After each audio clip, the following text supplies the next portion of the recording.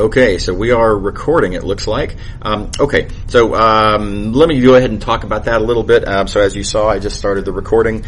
I'm mentioning it emphatically because if you ask a question, your voice is probably going to be picked up at least a little bit by the little microphone in here, and you will be on YouTube. And so you've been warned. Everybody's been notified. Okay. Right, so you go to the class website here in any of several different ways. Do make sure that you're looking at the one for the correct term. I think I have my other pages removed. Just some people like to Google Clark Bray Math 212 and they click on the first link and never look back. Right, so you can get old information that way. Okay, so I'm going to walk through just some of the big items on here. Note my office hours are every day right after class for half an hour. So that's an hour and a half per week. It's in my office, which is pretty much right upstairs. It's right near the front entrance of the building. And let's see here. There are 3 links here that I want to make sure everybody reads. You've got to read this page called General Policies. Various policies. I discussed the Duke Community Standard, in particular, what kind of collaboration are you allowed to do on graded items in my class, etc. My policy on attendance, my policy on calculators, ways to get help, my policy on short-term illness. I'm not going to read through all of this stuff, right? But there's a bunch of policies there, and you have to have read through all of those, and you don't have to memorize it, right? But please know at least roughly all the policies, and certainly please know where to go to find those sorts of policies. General comments. These aren't exactly policies. These are just kind of like advice, suggestions. Some of them are border on policy. But anyway, there's a bunch of good points here. Perspectives on how I think about math and how you as a Math 212 student should be thinking about math. Anyway, you'll notice this page is huge.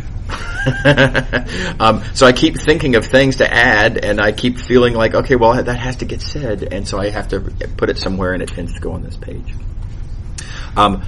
Exams, homeworks, and grading. So there's just a bunch of discussion here about graded items and what do grades mean, and this kind of stuff. I will also point to... there's a discussion of the grading system here, right on the main page of the website, called Grading System. And here you'll notice that there is, in the resources section of our course Sakai site, which I believe, I'm 95% sure I've already published. Y'all should have access to that already.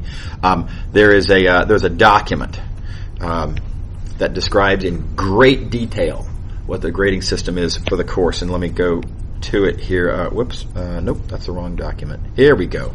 So this is that document on Sakai. Y'all all should have access to. It's a pretty simple formula. No surprise. A is 4, etc. Right? For every graded item in the course, you're going to have a grade on the 4-point scale.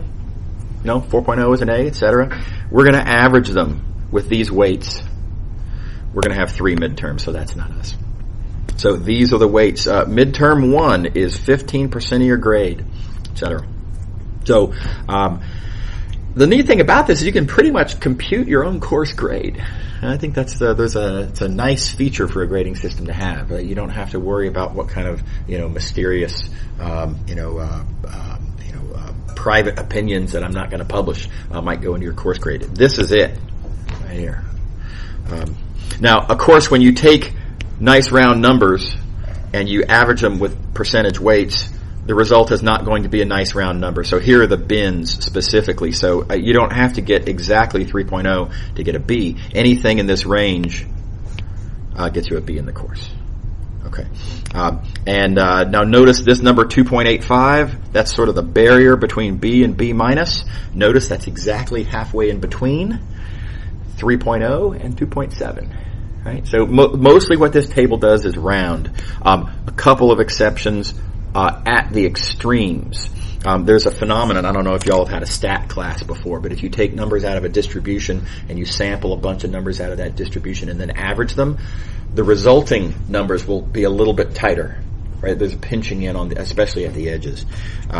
So notice that this arguably should have been 3.85, but since those averages will pinch in a little ways, I'm pinching these in correspondingly. And the exact determination of those numbers was empirical, based on real grades with real students in real classes. And so I think this does a really good job, I think. Likewise at the bottom. So a couple little discussions down here of how you can use this to your advantage, right? So if you have an A on the first two midterms, and if you've, feel like you're feeling confident now, of course you can't know for sure, right? But if you feel like you can get at least a B plus on the third midterm on the final, I might have missed one class attendance day, but come on, surely I'll get at least a B out of class attendance. You already know, at least with that degree of confidence, you got an A minus in the course. So these are the kind of computations, I'll call them speculations, right, that I encourage. I want you all to be thinking in these terms. Now, obviously, just because you've speculated doesn't mean you actually get those grades, right? But this can let you know, this can help you figure out what you really need to do, right? One nice little feature is you can compute, again, on your own with this kind of arithmetic, when you have already, for sure, 100% wrapped up a passing grade in the class, right? So, notice that minimum grade for passing is 0.6, right? So most students, not all, but most students will have that wrapped up after the second midterm. Some students will even have it wrapped up after the first midterm. Okay, anyway. Okay, so make sure to read this very, very carefully. This is the arbitrating document for grades. Okay. Let's go back to the website for a second here. So the syllabus. Click right here from our webpage. This takes you to the math department's webpage for the course. Right there, syllabus. This is where you're going to find, you'll notice all of the homework exercises that are assigned. So specifically on the schedule, I'll show you in a minute, when we finish section 12.1, you should infer by default from that means all of these homework questions are assigned. And I'll point out how this is indicated on the schedule. Okay. Likewise, when we finish section 12.6, these are the homework questions that are assigned. These are all out of the course textbook. Okay. Couple of quick exceptions down here. At the end, you'll notice that there are some exercises that are labeled AHP. That stands for Additional Homework Problems. Those additional homework problems are also to be found on the course webpage, not my personal webpage. The course webpage, you see right here, Additional Homework Problems. Click on that, and I wrote some separate problems. There's some topics that the book doesn't cover much, if at all, certainly not to our satisfaction, and the homework exercises correspondingly aren't there. So I wrote some questions years ago. Okay, all right. So there's the class website, the course website. We talked about the grading system. Going back to the grading system page. Notice that 10% of your grade is what's listed as other items. The other items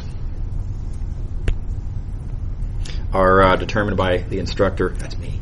And so here's how my other items are going to work. My other items are 7% for attendance. Sorry. No. Comma. I didn't see the comma. 7% for homework. Oh, that sounded weird. 7% for homework. 3% for attendance. So note, course attendance does count for your course grade. I will point out that both of these items, homework, you can work with friends. I'll bet you the solutions are probably online somewhere. Y'all probably already have the solutions, right? So, anyway, obviously don't cheat. Your work that you write has to be your own work. I hope that's a given. But anyway, knowing that your answer is wrong helps you go back and find your mistake, and then you can, again, do on your own all the right work. But given these resources, homework scores tend to be high, and the expectation in converting homework grades to letter grades is correspondingly high. Right, so 80% on the homework is not a B. right? That makes sense? I mean, you've got infinite resources. Your work should be very good. Okay. Likewise on attendance. All you gotta do is show up. Right? 80% attendance is not a B. Right? Okay. Let's see here. Where's my, here we go. No, we were on the web page. Yeah, right. Okay. Right. So, the lecture schedule. Here's the lecture schedule. Again, linked from our class website, webpage. This indicates what we're doing. At least, our estimate of, what page in the lecture notes I hope to have finished by any given class day. So you'll notice our goal for today is page 3. This introductory discussion takes a while, so I'm not going to get a lot of math done today. But that's our goal. And every day after class, I'm going to complete this corresponding cell over here that said what sections did we actually finish. Whatever sections are listed there, note the corresponding homework due date listed right next to it. I've got it shade coded, so you'll notice here, so these two cells, in other words, for these 2 dates, Monday and Wednesday of this week, whatever we finish on those 2 dates, those are both due August 30th. And they're both due this coming Friday. So whatever we finish today, whatever we finish Monday, due Friday. Does everybody see how the schedule works? Okay. I also want to call your attention to the color coding. Whichever sections we finish on these days here, colored in blue. Note the blue here on exam 1. This is the fair game material for exam 1. Okay. Notice that the material that we cover on the Monday before that Wednesday exam, that's not fair game. I just don't think it'd be cool to present material and okay, see you later. Test on what we just talked about. Next time I see you. Right? I just feel like that's a little rough. The color coding. So anyway, all of, what's due when and what's on what exam, which is on what date, all on the schedule. Everybody good? Any questions? By the way, in case you haven't noticed, good question, yeah. This is a super quick one. For midterm exams, do they fit into a standard length class period, or is it longer class? That's going to be right here on that date, right here in this location, the usual time and everything. And there just won't be a lecture; it'll just be the exam. Yep. Okay. Yeah. So great, and so feel free to raise your hand if you have any questions. I do tend to kind of talk. Right? I don't want to make it where y'all can't squeeze in a question. Okay. Real quick while I'm here though, do notice the final exam I have colored in orange. That's I just feel like it had to have a color, but I didn't want it to be one of the previously used colors, and I also couldn't figure out how to color everything 2 different colors. But the punchline is everything from the course, everything from the whole course, even if it wasn't on a midterm. All this stuff included. Everything from the course is fair game for the final exam. Okay. All right. Alrighty. So Sakai, hopefully someone's given you all a quick tutorial on Sakai, but if you click, actually let's do it. Here's Sakai, and let me go, it's going to make me log in. Okay, anyway. So Sakai is an online, what they call course management system, and that's where I will post exam grades. I think. Yeah. That's where I'm going to post exam grades. And let me think what else. Various resources. So, for example, the lecture notes that I'm going to be going through. The course is going to have a bunch of handwritten lecture notes. It looks something like this. Yeah. And I'm going to be going through the course by saying, these 2x1 tile, I'm going to mark up the notes kind of like this, right? And all of those background notes are all in a PDF file that are on the Sakai site. So I'm a big fan of this approach. Notice I don't have to write on the board. Every time someone's writing on the board, it's hard. It's really hard to talk about something that's not exactly what you're writing. And so, roughly speaking, it kind of cuts the class discussion. It's like dead air on a TV program or something. Anyway, so radio maybe. So I like this style. Furthermore, because you have these background notes, your writing responsibility gets cut down by an order of magnitude, right? You don't have to frantically copy down everything that I'm putting on the board because you've already got a copy of it. I do encourage you, though, to come with something that you can annotate. Right now, the modern world of styluses and iPads and stuff like that, a pretty good approach would be to come in with something where you can write on the PDF file and then make your own annotations. Is 8 important? Right, and there's a little note to yourself, and you can think about that, or write, ask somebody about that later on, something like that. But you didn't have to write down the whole thing. Okay, so I hope y'all will take advantage of those that PDF file. Okay, again on the Sakai site. Okay, I hope everybody knows about the help room. The help room is something that serves Math 212, also Math 202, 3 days a week, Sunday, Tuesday, Wednesday. There are students, they are undergraduate students, but these are students who have done either, very well or remarkably well in Math 212 or even Math 222, which is kind of the honors, if you will, version of Math 212. So very strong math students who can give you great help in Math 212. So all you got to do is show up in the right hours. Notice 7 to 10 p.m., room 137 in the classroom building. Free help. So take advantage. Okay, various other things. I'll also point while I'm here, this recording that we're making right now, I used to put those video recordings as a file in a folder that was then linked from my webpage, and students had to download the file and find a video player, and then I finally got on board with the 21st century, and now I have a YouTube channel, which is surprisingly easy to work. So anyway, all you'll do from the class webpage is just click over to my YouTube channel, if it'll come up. Here we go. Go to the playlist that's named after this term. Now, I haven't made that playlist yet because I don't have any videos to put in there yet. But so, for example, here, this playlist right here is every recording that I made for every lecture that I gave when I taught this course in summer term 1. Right, and the videos are all there. Right. I think this is an awesome resource. I hope y'all will capitalize hugely on this resource. I didn't have this when I was in college.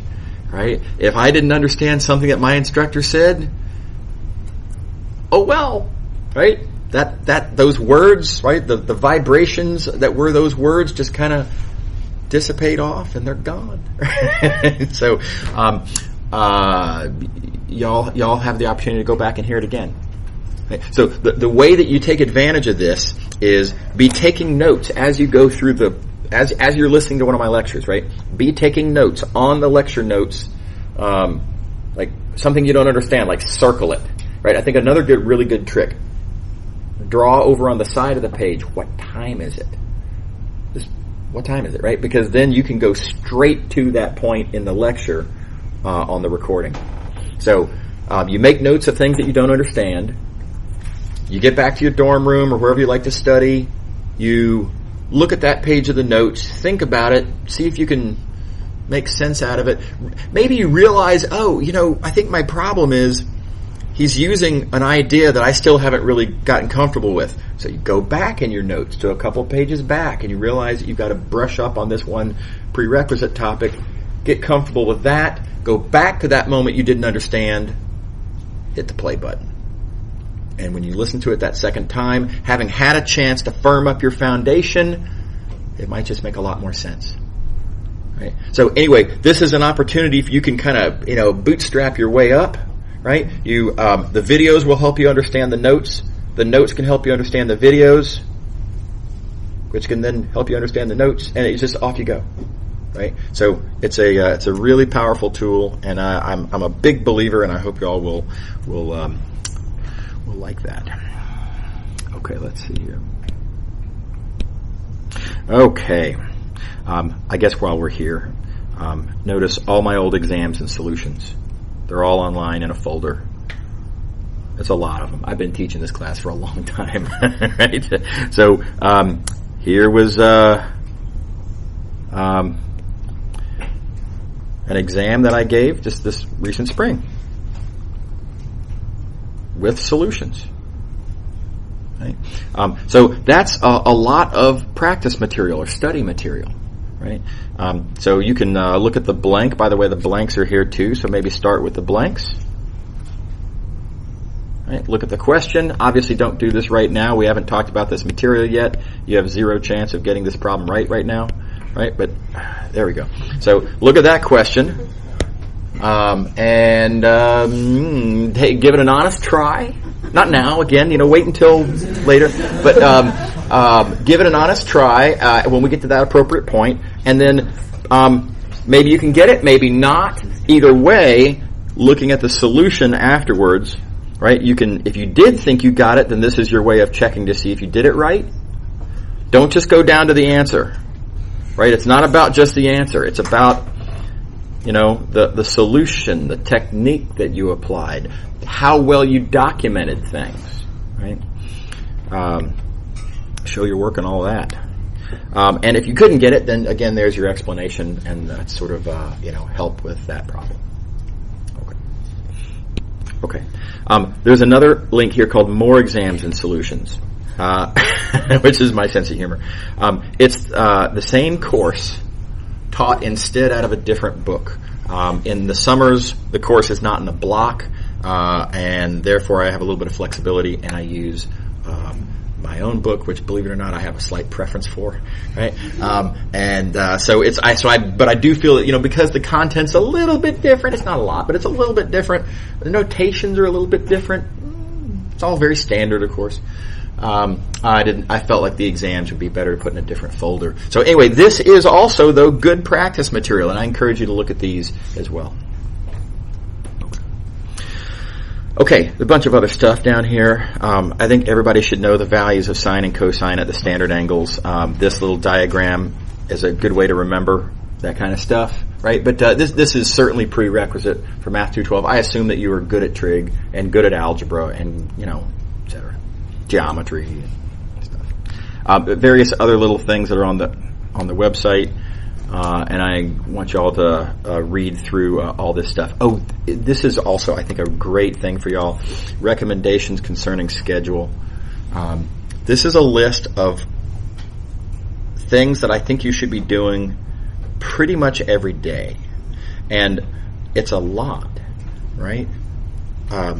Part of the reason that I documented this list is for that visual impact of, oh my gosh, I'm supposed to be doing all of that. I want you to realize this is going to be a very, very different class than, like a high school math class.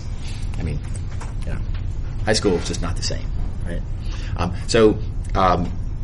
Lots of good ideas on here, so please read through this and think through how are you going to take these suggestions and incorporate them into your schedule.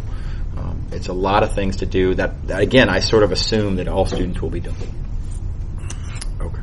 All right. Okay. Back to the outline.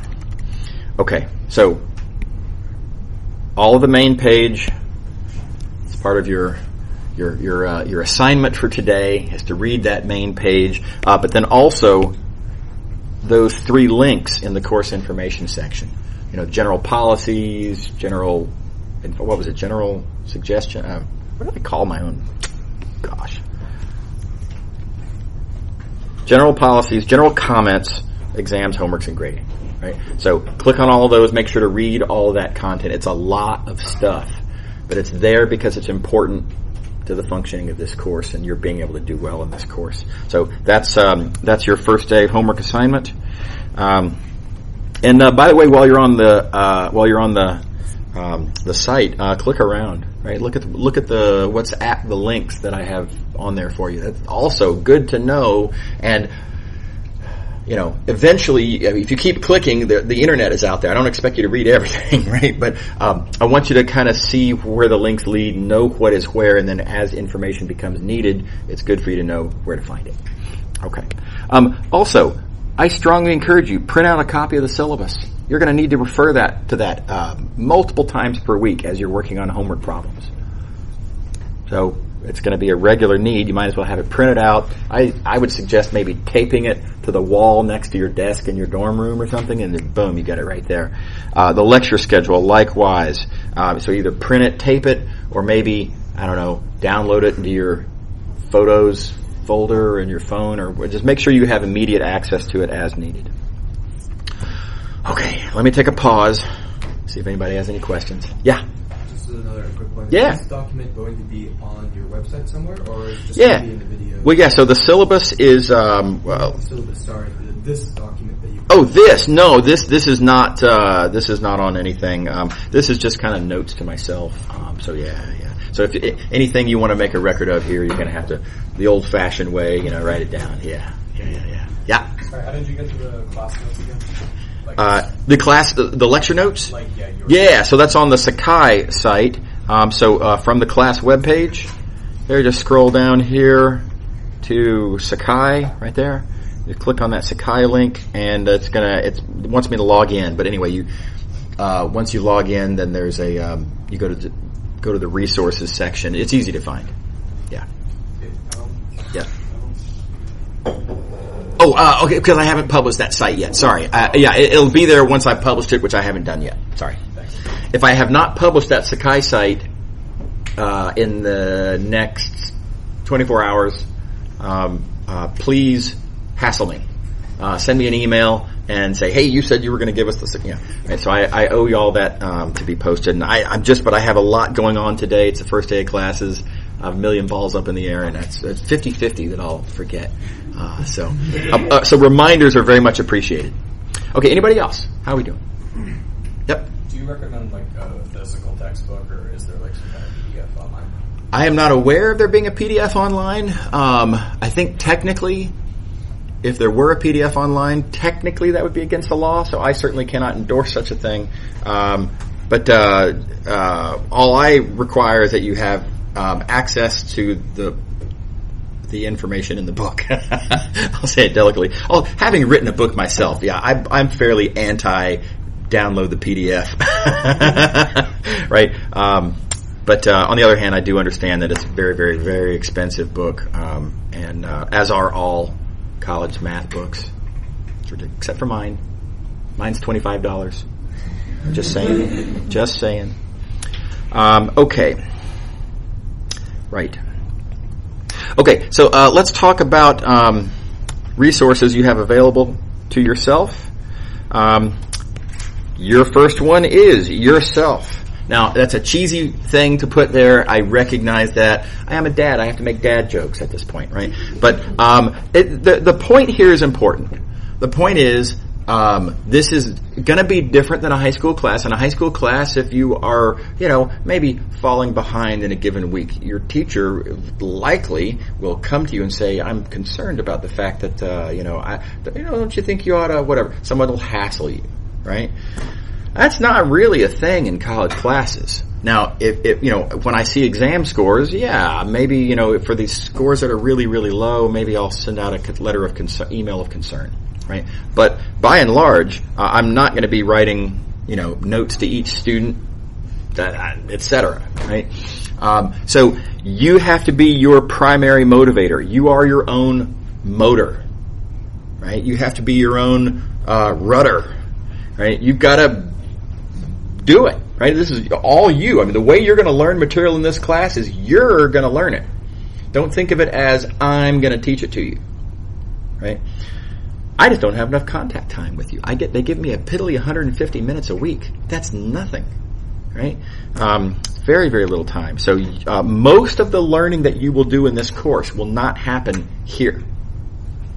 I think that's an important point to let sink in.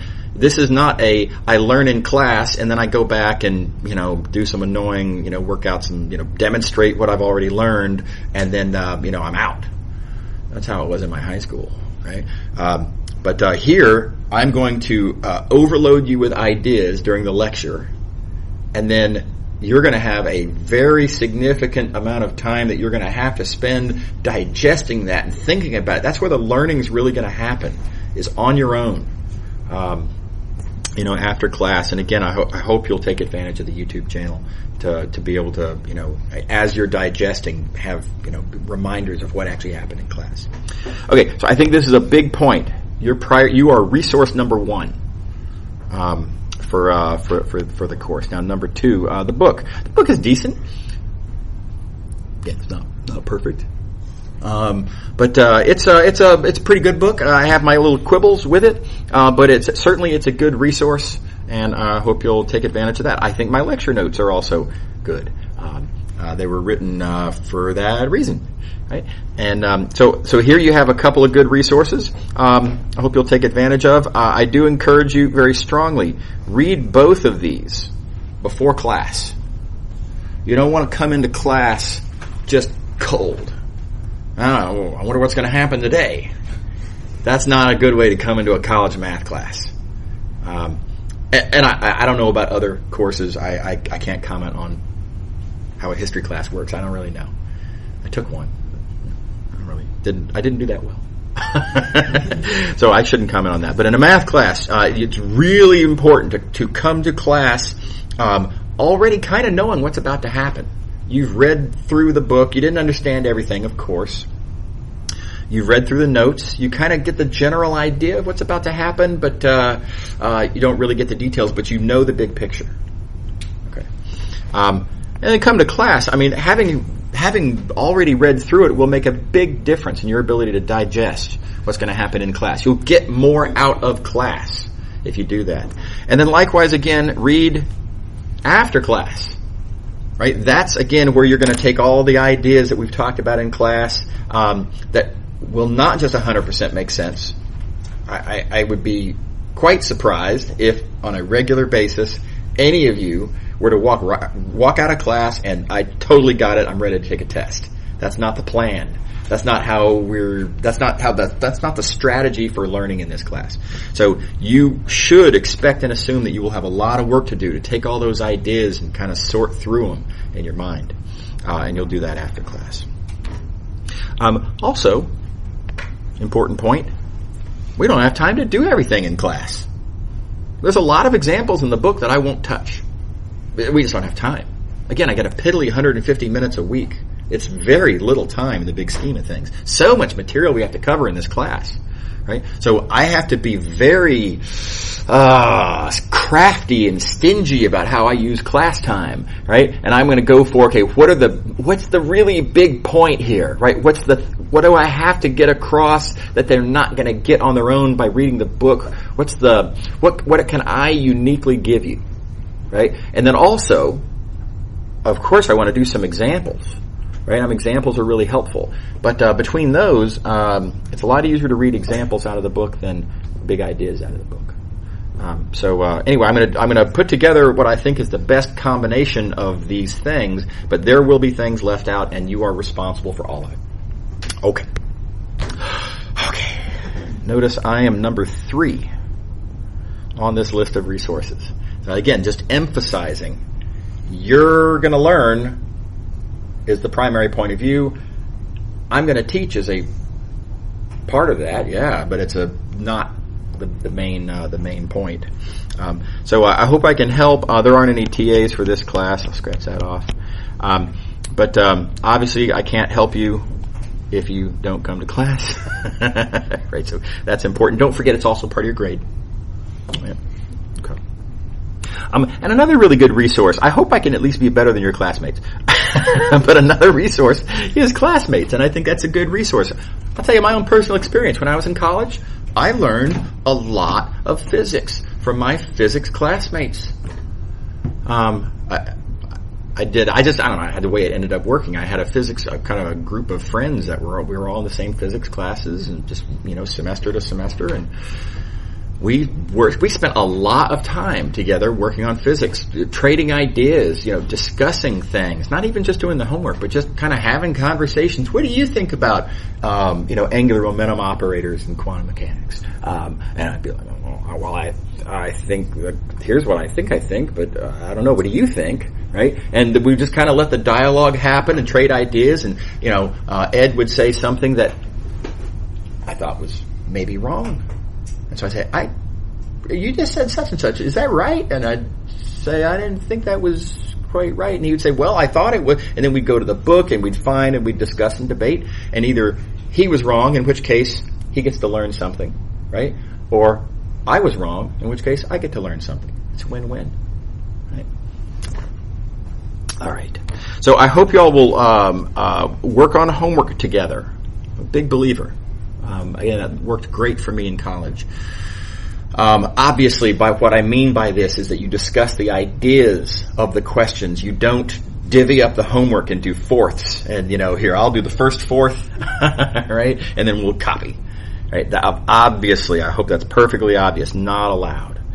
Everything that you write down on your homework that you turn in has to come straight out of your brain, right?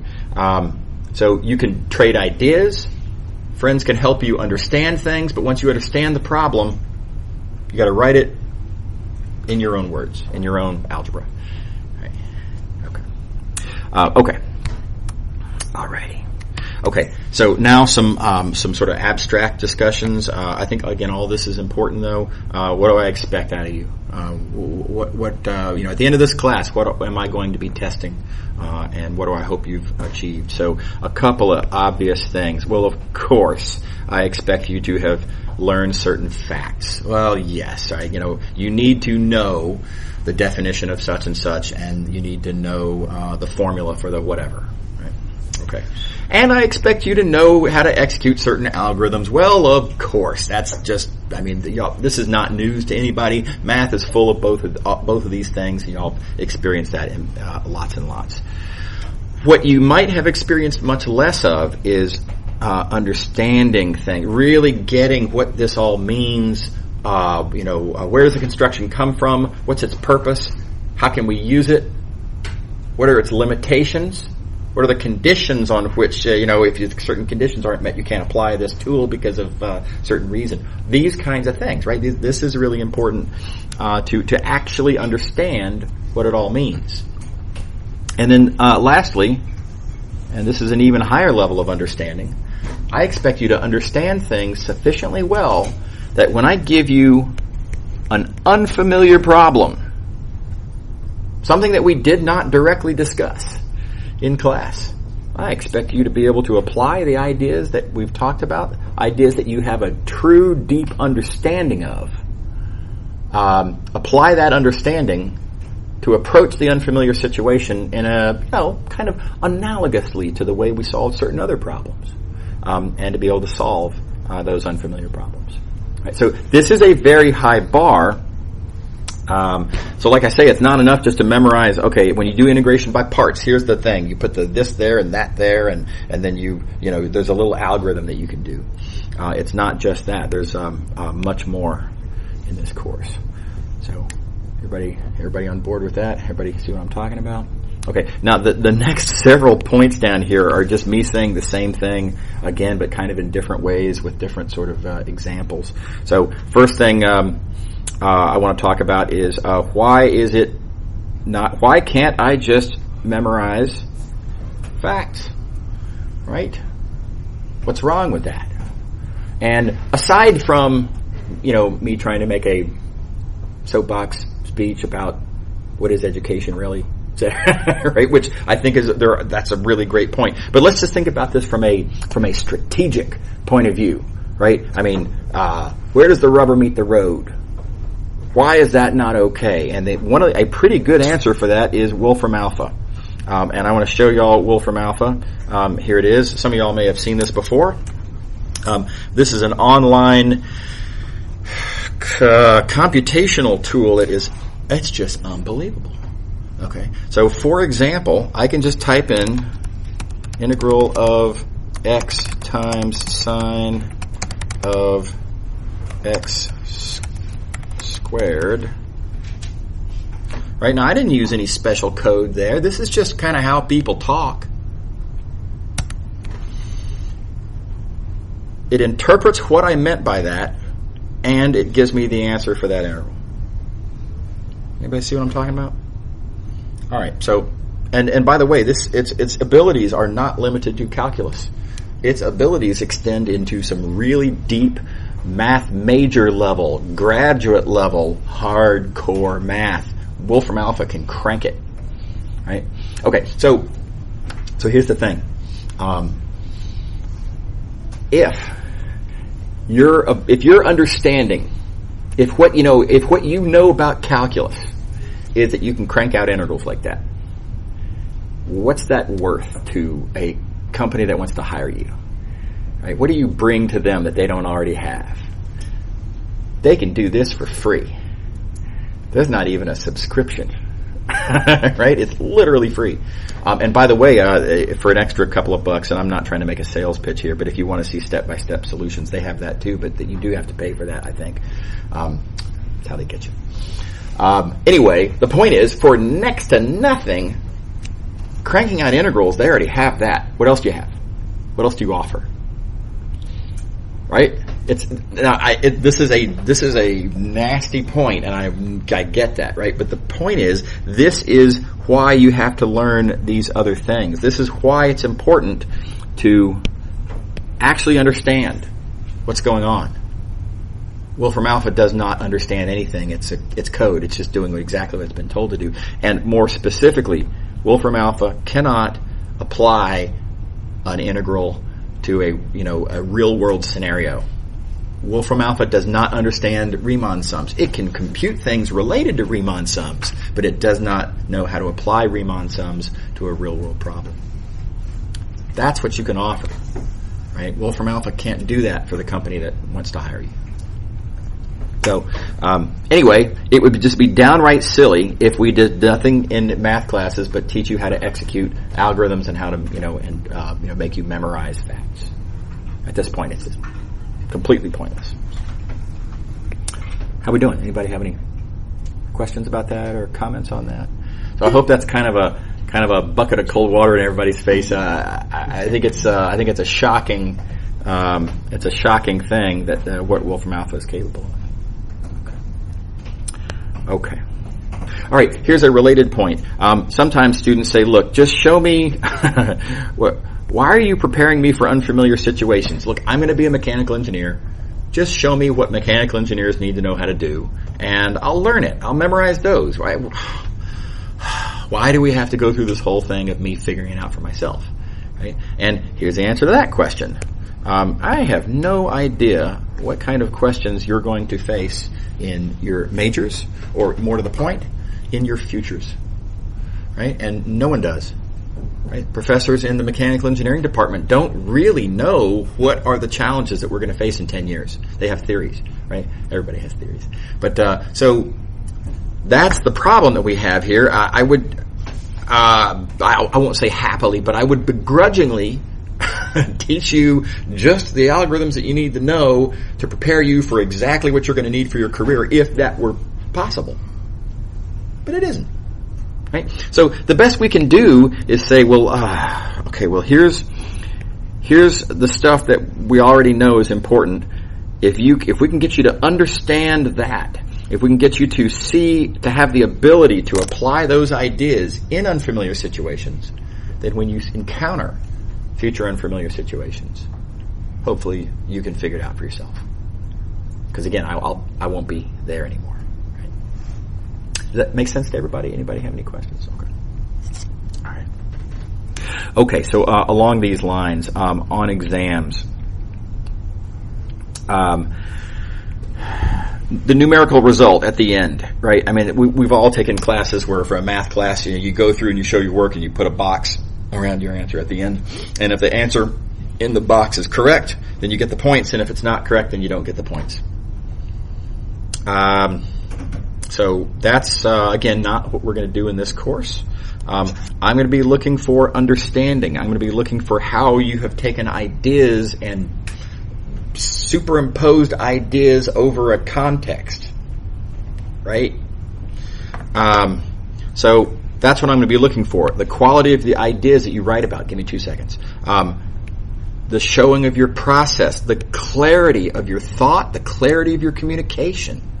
These are all mostly what we're going to be looking for when it comes to grading exams. So cannot emphasize enough. You have to show your work, but more than that, you have to document You have to annotate. You have to explain your reasoning on exams, right? I'm not just going to be, you got the right answer, so it's got to be, I'm sure all the ideas are there.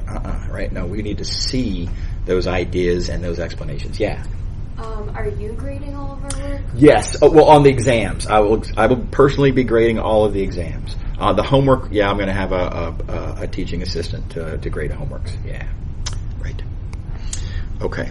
So also related to the same. Of course the exams are not going to be just like the homework. If the exams were just like the homework, we would only be testing that.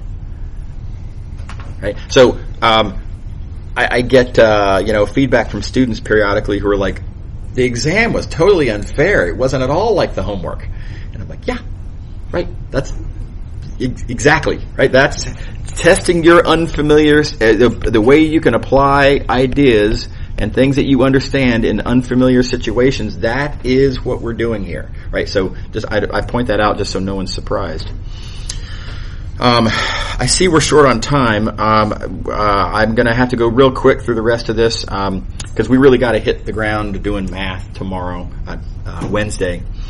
But when it comes to understanding things, how deeply do I have to understand things?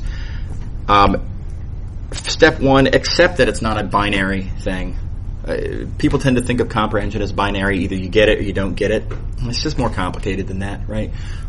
So there's levels, there's degrees, depths of understanding, and the bar is higher at Duke than it is in any high school class I have ever heard of. Even the exclusive, the fancy high schools. That's really not the same. Duke is college for one thing, but we're also extremely high ranked college. And with the students at Duke are just better than the students at any high school. They're more prepared, more capable, whatever you want to call it. So be prepared to understand things more thoroughly than you're perhaps accustomed to. Don't be surprised at how hard this class is. I think you all have all heard the rumors, right? I don't know, I can't, sometimes rumors aren't true. But I do want to point out this business here. It accelerates throughout the term. So here's a graph of Math 212 difficulty as a function of time. Hey, I'm a mathematician. I can't help it, right? So it's about like this, right? So yeah, it starts off, kind of in a certain range, but then it gets, the difficulty definitely goes up over time. Right. So if the reason I show you this is because if you kind of set your schedule for the semester based on, hey, we're a couple weeks in, Math 212 is okay. It's sure, it takes a lot of work, but I can do it, and you make some decisions about how much additional extracurriculars you can take on based on that. Right. Well, you're going to have a lot more Math 212 work to do near the end of the term, so keep that in mind. A couple other quick procedural things. We've already talked about the lecture recordings. I don't need to say anything there. Attendance. Don't worry about all this business about attendance quizzes. That's how I do it in large lectures where over 100 students, I can't call names. Here in this class, I'm just going to call names. Not for the first week or week and a half or something while the roster is in flux. But anyway, your attendance does count toward your grade, and not TBD. It's 3%, right, of the course grade. Okay. Last thing, super quick. If you would like to have a study group to work with, but you don't know anyone in the class or in other sections of the course, and you don't have a foot in the door on finding other like-minded people who would like to form a study group, I maintain an email list. All I do is, if you express that you would like to be on the email list, I'll put your name on the list. I make sure that everybody on the list has contact info for everybody else on the list. That's it, right? So I don't actually organize anything. But if you want to join that group and have contacts who might be interested in forming a study group, drop me an email and specifically tell me what email address you want to be added to the study group email list. And okay. That's it for today. See y'all on Wednesday. Have a good day. Good luck with the rest of your first day of school. Thank you.